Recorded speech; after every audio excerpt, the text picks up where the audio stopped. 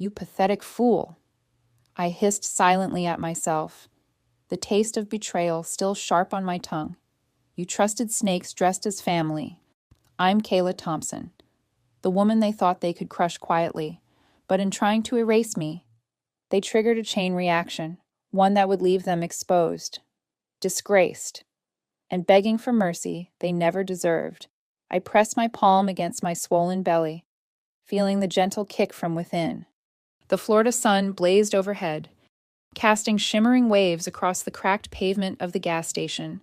I shifted my weight from one aching foot to the other, trying to shake off the growing discomfort. Take your time, babe, James had said earlier, flashing me that easy smile I had fallen in love with 3 years ago. His words echoed in my mind now, a strange contrast to the way his voice had sounded lately. Sharp, impatient, cold. Was it just the stress of the baby coming soon? Or was it something deeper? Something I had refused to see. Hey, you okay there?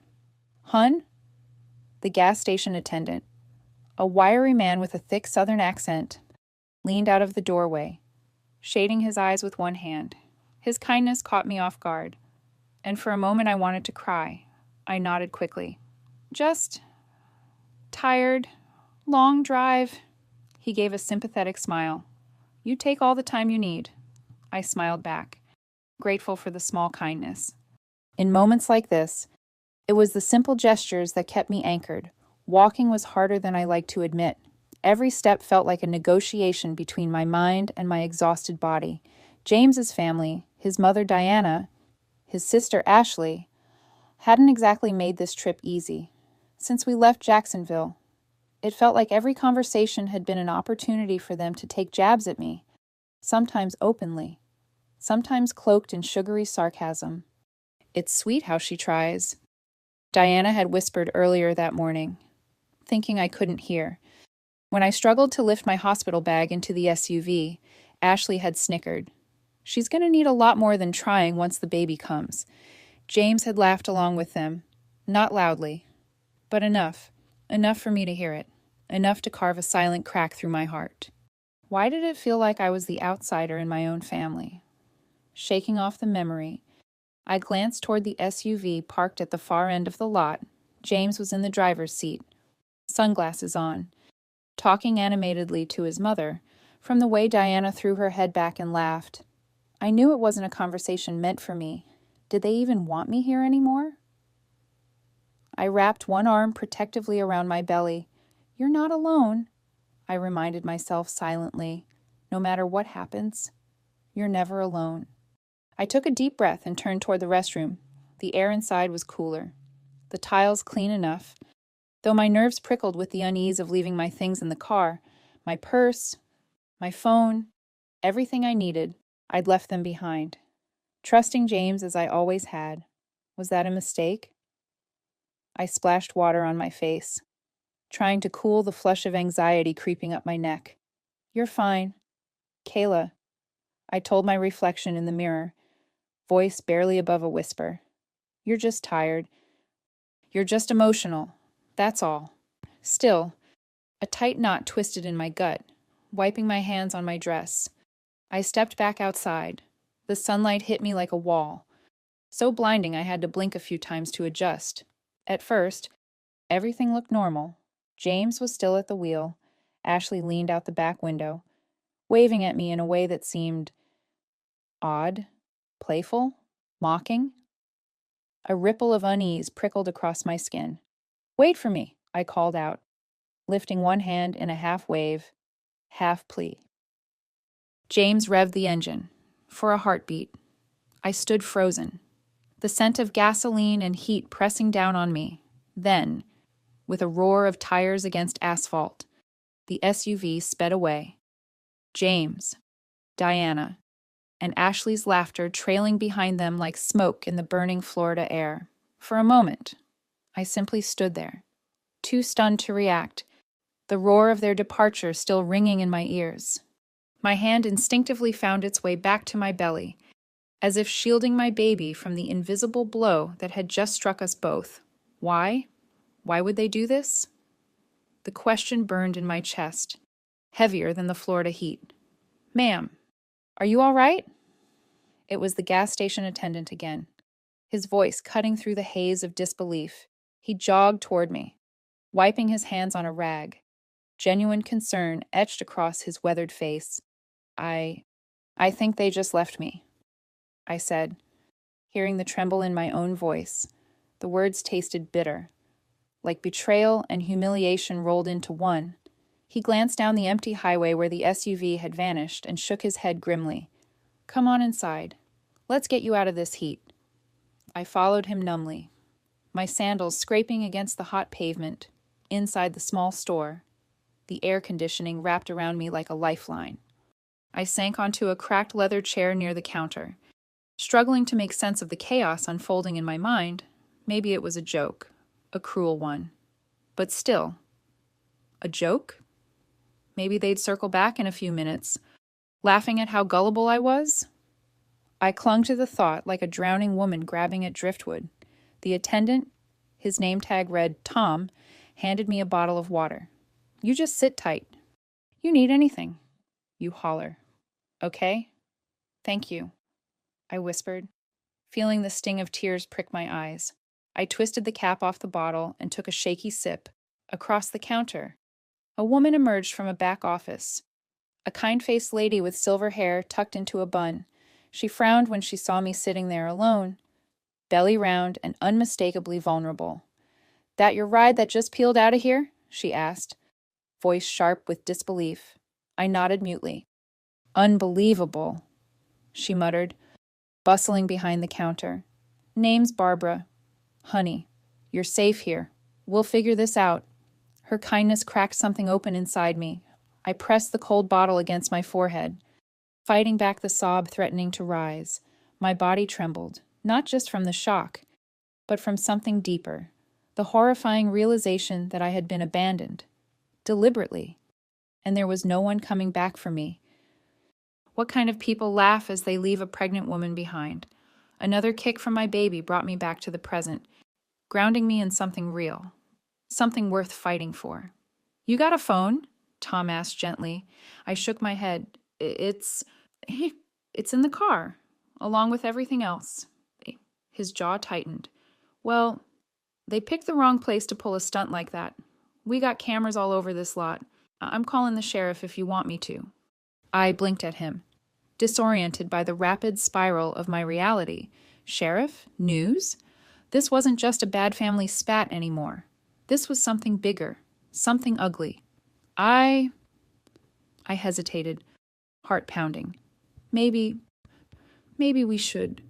Barbara reappeared with a plate of crackers and set it gently in front of me, her eyes soft but fierce. "You just sit there and take care of that baby. Honey, we'll take care of the rest." I picked up a cracker with trembling fingers, unsure if I could even swallow. The cool air hummed around me, but a bead of sweat still slid down the side of my face, driven by fear, by rage, by heartbreak, as I sat there, staring at the dusty television mounted in the corner of the store. A single thought rooted itself firmly in my mind. This wasn't going to be just another family secret. Not this time. The clock on the wall ticked steadily, loud in the heavy silence of the store. I clutched the bottle of water in my hands, trying to steady my breathing. Outside, the sun blazed mercilessly, but inside, something colder took hold of me. A slow, creeping fury that pushed aside the shock. Barbara picked up the store phone, her voice brisk but controlled as she spoke to someone. The sheriff's office. Maybe. Meanwhile, Tom fiddled with the security system, pulling up the footage from the parking lot. "You're going to want to see this," he said grimly, waving me over. I rose to my feet slowly, feeling the weight of my body and my situation pressing down with every step. On the screen, the video played, me emerging from the restroom, waddling a little from the heaviness of the third trimester, waving at the SUV, and James hitting the gas with a laugh. The others visibly smirking as they pulled away. My stomach twisted. Was this what I had been reduced to in their eyes? A joke? Barbara let out a disgusted huff. Animals, she muttered. They don't deserve to call themselves family. I hugged my arms around myself, torn between the need to cry and the urge to scream. How had I not seen this coming? Had I been so desperate to believe in the dream of a perfect family that I ignored all the cracks? The bell over the door jingled sharply as another customer entered. Glancing around at the odd scene before quickly grabbing a soda and leaving, I caught my reflection in the glass of the cooler door. Messy hair, flushed cheeks, wild, hurt eyes. I barely recognized myself. I'm calling the local news, Barbara announced suddenly, fire flashing in her eyes. This needs to be seen. My first instinct was to refuse, to shy away, but then a stronger voice rose inside me, the voice I barely knew I had. Let them see. Let the world see the kind of man James Wilson really was. Okay, I said quietly. Okay. Tom clapped a hand on my shoulder, solid and reassuring. You're doing the right thing, sweetheart. While Barbara made the call, Tom offered me the use of his landline. Call someone you trust, someone who can come get you. Only one name came to mind, fingers shaking. I dialed Nicole's number, my best friend, my voice of reason through all the chaos James and his family had created. She answered on the first ring. Kayla, oh my God. Where are you? Are you okay? The sound of her voice cracked the dam inside me. I'm at a gas station, I managed. They left me here. They just drove away. A stunned silence on the other end. Then, I'm on my way. Send me the address. Don't move. Don't talk to them if they come back. Her fierce protectiveness wrapped around me like armor. I hadn't realized how desperately I needed to hear someone fight for me. Barbara scribbled the address on a slip of paper, and I relayed it to Nicole. I'll be there soon. Hang tight, she promised, her voice shaking with fury. After I hung up, Tom turned the computer screen toward me again, this time showing James's public Facebook page. My breath caught. Photos, posted barely 20 minutes ago, of James, Diana, and Ashley lounging poolside at a beach resort, cocktails in hand, laughing, smiling, as if nothing at all had happened. The caption read, "Finally free for a relaxing family vacation. Some people just can't handle the Wilson lifestyle. Beach life, Scheckender, family first." I stared at the screen, feeling my heart thud painfully against my ribs. The cruelty wasn't an accident. It wasn't thoughtlessness. It was deliberate. My hands tightened into fists. "Don't you worry," Barbara said, her voice low and determined. "By tonight, everybody's going to know exactly who they are." Outside, a rumble grew louder, a van pulling into the parking lot, marked with the logo of Channel 7 News. Barbara grinned. Showtime. As the reporters spilled out, cameras and microphones in hand, I stood slowly, my legs still shaky, but my heart steeling itself for what was to come. No more hiding, no more pretending. It was time to tell the truth. The sun dipped lower in the sky, casting long shadows across the parking lot as the news crew approached. I wiped my palms on my dress, heart hammering so loudly I could barely hear the reporter introducing herself. "Jennifer Parker, Channel 7 News," she said crisply, her expression a careful blend of professionalism and sympathy. "We saw the footage Tom sent over. Would you be willing to talk to us?" I hesitated only a moment before nodding. Jennifer led me to a shaded spot near the side of the building. Tom and Barbara hovered protectively nearby, their presence steadying me like unseen hands at my back. The camera light flicked on, blindingly bright for a second. "Ready whenever you are," Jennifer said gently. I took a breath, pressing my hand against my belly where my daughter shifted, as if reminding me why I needed to be strong. The interview began.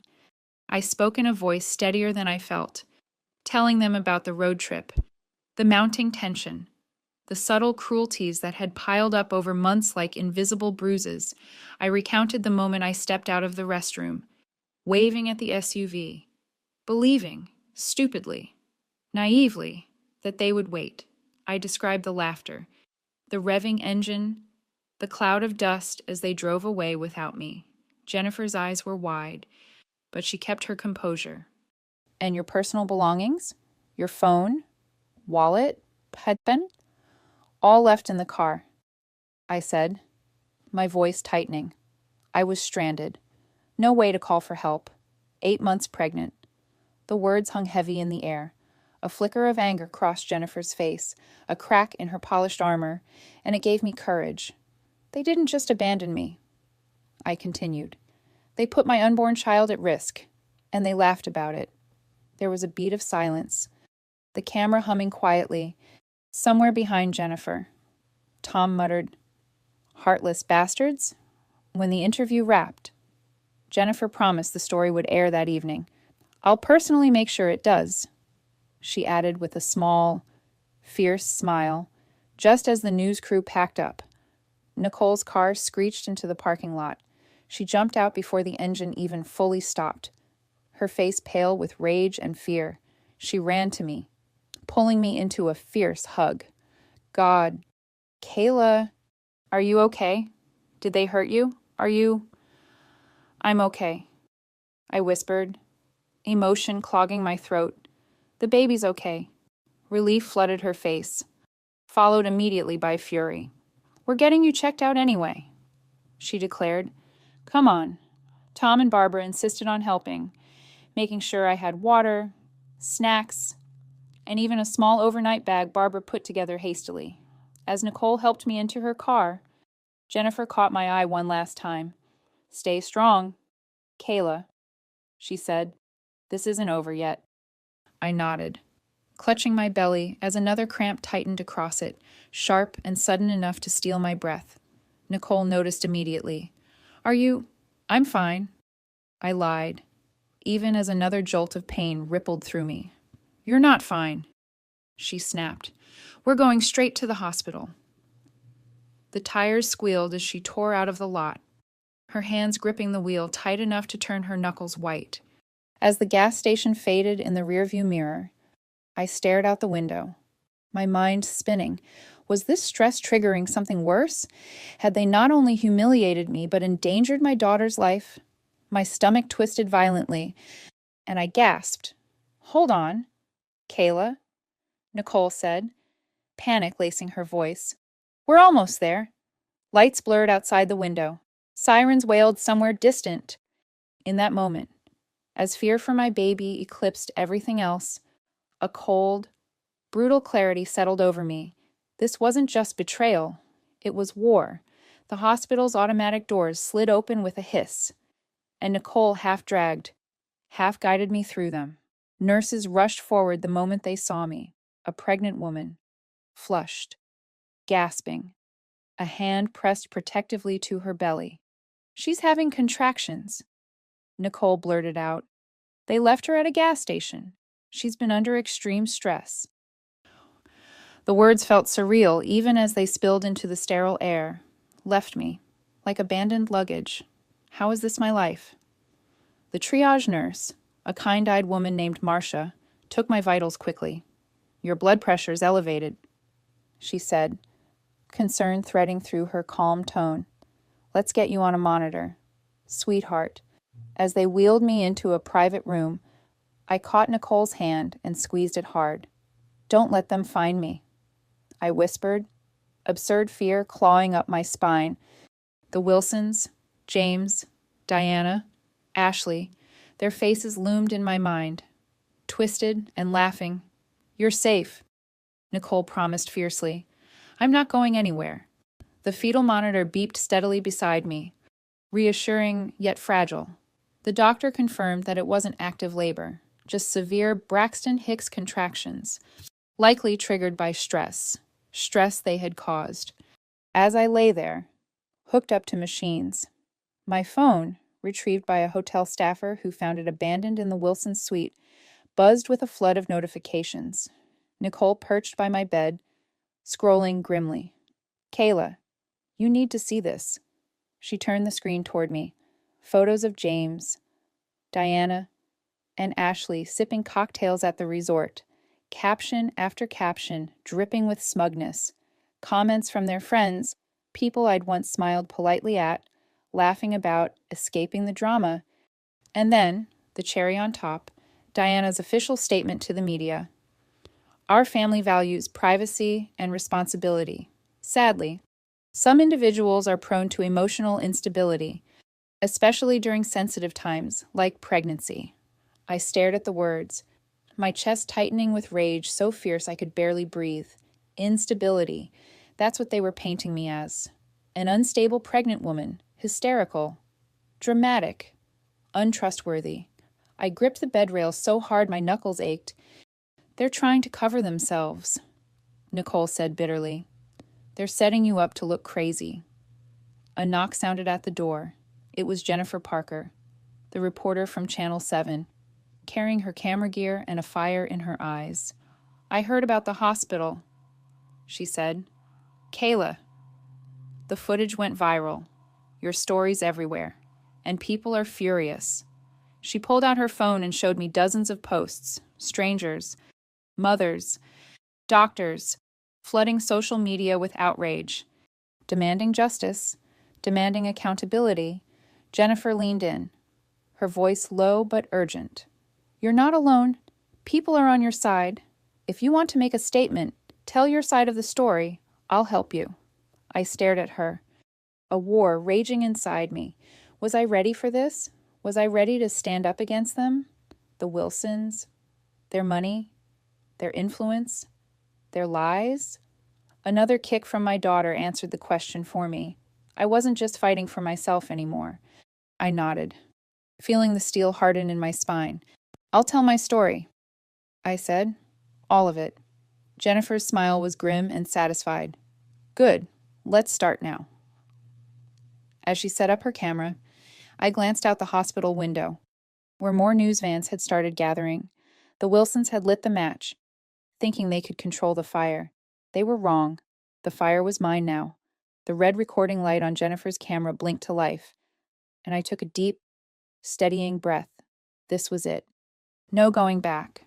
I spoke, not as a victim, but as a witness. I told the truth about the isolation James's family had imposed on me after I got pregnant, about their biting remarks disguised as jokes, about the slow, chilling erosion of kindness in James's eyes, and then, finally, about that searing moment at the gas station, how I had waved, smiling, still believing in them, even as they were already laughing. As the words poured out, the fear that had wrapped around my heart like a vice began to loosen. I wasn't weak for loving them. They were weak for betraying that love. Jennifer leaned forward after we finished, her voice almost reverent. Kayla, I think you just changed everything. Before I could process that, Nicole's phone buzzed furiously. She glanced at it, then gasped. You need to see this. She turned the screen toward me. Breaking news. Wilson Family Foundation. Major donors withdraw support amid scandal. Another alert. Florida Values Insurance launches internal investigation into executive conduct. And then another. Local officials announce inquiry into allegations of abandonment and endangerment, one after another. The pillars of their carefully curated world were crumbling, not because I had screamed or begged, but because the truth, raw, undeniable, was enough. I leaned back against the pillows, exhausted but lighter somehow, as if a heavy, invisible chain had snapped loose from around my chest. A soft knock sounded at the door. A nurse peeked in, hesitant. Mrs. Thompson? Yes, I said, sitting up a little. You have a visitor. From Florida Values Insurance. Nicole stiffened beside me, but I waved her down. It's okay. Let's hear them out. A tall man in a dark suit entered, carrying a slim folder. His badge identified him as Michael Roberts, Chief Ethics Officer. He looked serious. Grim, even. Mrs. Thompson, he began. First, let me say how deeply sorry we are for what you've experienced. We had no idea. He placed the folder on the table beside me and slid it closer. Inside were screenshots, emails, internal messages, all from James's work account, correspondence planning, the gas station abandonment, research into custody battles against emotionally unstable mothers, insurance policy drafts worth hundreds of thousands, tied to my pregnancy. My mouth went dry as I skimmed through the damning evidence. "Why are you giving this to me?" I asked hoarsely. "Because you deserve to know the full truth," Michael said simply. "And because our company will be cooperating fully with any legal action you decide to pursue." He hesitated, then added, "Also, several female employees have come forward today. Complaints about James, harassment, manipulation. They were too afraid to speak up before a sick, cold weight settled in my stomach. James hadn't just betrayed me. He had been hurting women everywhere he could." Michael continued. "The board voted unanimously to terminate him, effective immediately." I nodded slowly, absorbing it all. Nicole squeezed my hand, her grip fierce. "You're bringing them down." "Kayla," she whispered. "All of them." The weight of that hit me fully then, the enormity of it. This wasn't just my fight anymore. This wasn't just about humiliation at a gas station. This was systemic. This was corruption, abuse, greed, and it was going to end. Jennifer's phone buzzed. She picked it up, her eyes widening. "They're moving in on the Wilson Foundation, too," she said breathlessly. "The FBI just launched a formal investigation." I closed my eyes for a moment, overwhelmed. The Wilsons had built an empire on lies, manipulation, and cruelty. They thought they could destroy me quietly, sweep me away like an inconvenience. Instead, they had started an avalanche they could no longer control. And I was the one standing at the heart of it. By the next morning, the hospital lobby was flooded with reporters, their cameras flashing every time a door creaked open. Nurses hustled them back with polite firmness. But it was clear this was no longer just a local scandal. It was everywhere.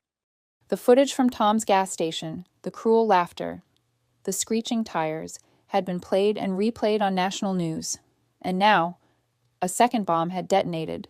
Leaked emails, secret insurance policies, plans to paint me unstable, to strip my baby away.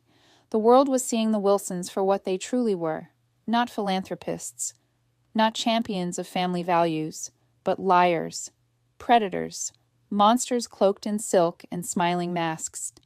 Jennifer slipped into my room mid-morning, her face flushed with excitement. "They're falling apart." "Kayla," she said, dropping into the chair beside me. "It's happening faster than anyone expected." She showed me her phone.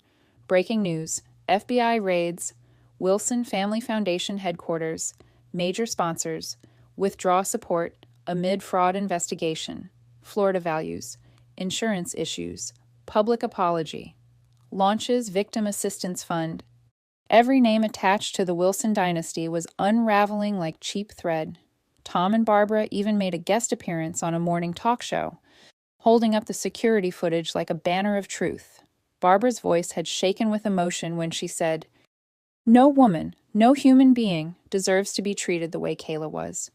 Strangers flooded my hospital room with flowers, cards, gifts for the baby, notes scribbled with shaky hands. "You are so strong. Thank you for speaking out. You gave me courage." Nicole grinned as she arranged the flowers. "You're a freaking hero. Kayla, I hope you realize that." Hero. The word felt foreign against my skin. I hadn't set out to be one. I had just survived, refused to stay silent, held the line when it would have been easier to disappear. A soft knock broke through my thoughts. A nurse poked her head in. "There's someone here to see you. From the FBI." My stomach dropped, not from fear, but from the sheer weight of everything shifting. 2 agents entered. Crisp suits, solemn faces. One of them, Agent Ramirez, spoke kindly. "We wanted to inform you personally," he said. "The Wilsons are being taken into custody today. Diana." "James?" Ashley, multiple charges, insurance fraud, conspiracy to commit fraud, endangerment. I closed my eyes for a moment, a wave of emotions crashing over me, relief, vindication, sorrow for everything that had been lost. Thank you, I said, my voice raw. Agent Ramirez nodded. You did something important. Mrs. Thompson, you exposed something bigger than you realize. As they left, Nicole nudged me with a grin. Guess who else is getting booted from the resort? I raised an eyebrow. The Wilsons, she crowed.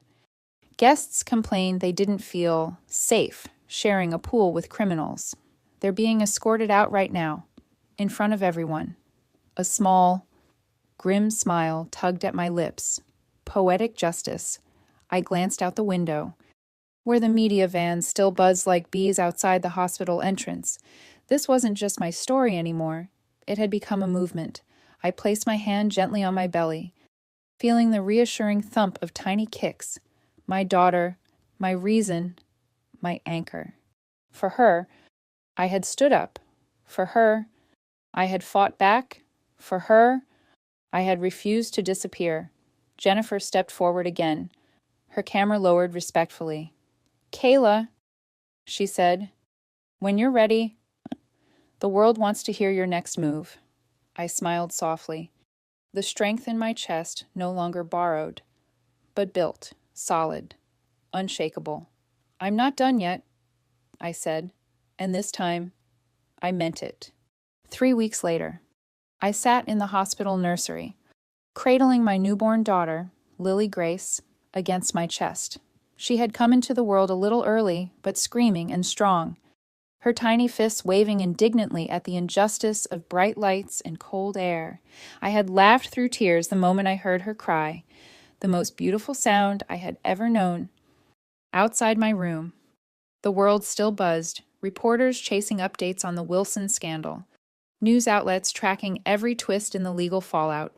But in here, in this quiet, sacred space, it was just us, me and Lily.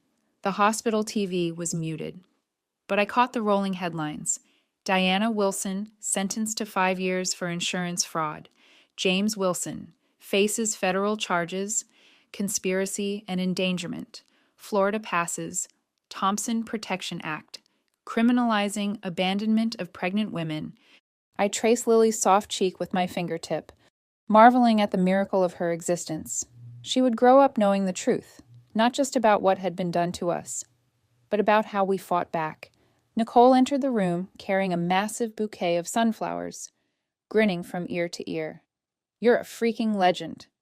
Kayla, she said, setting the flowers down. Schools are teaching your case in law classes. There's even a scholarship being started in your name for single moms going back to school. I shook my head in disbelief. I didn't do all this, I said, smiling down at Lily.